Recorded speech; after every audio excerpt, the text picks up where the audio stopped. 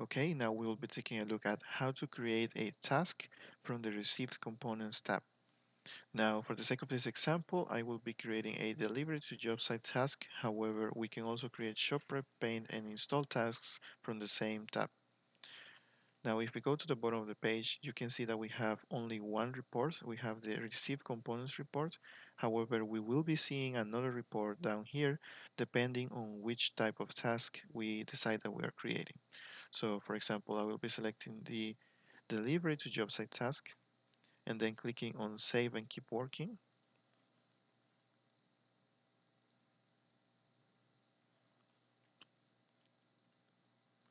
And now I should be able to see a second report on the bottom of the page. Now I have the selected for delivery task report, which is currently empty because I haven't selected any components. However, once I have selected some of these, I will be able to see them down here. So we have different ways of selecting components. We can either use the select all components option over here, which will select all of the components that are visible here, or we can use filters or the grid edit option to select some of them individually. I'm just going to click for now on the select all components option.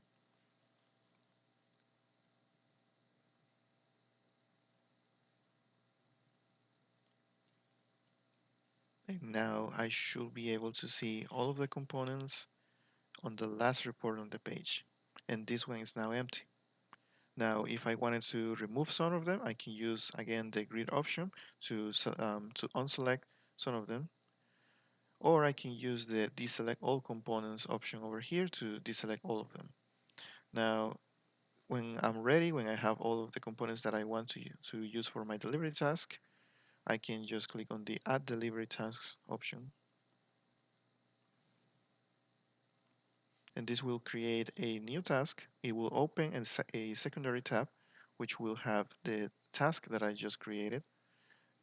This should allow me to fill in all the information that I might need to complete over here on the form, and then I can just click on Save and Close to save the changes. And if we go back to the original tab that we were in, we can see that we now have one task on our project.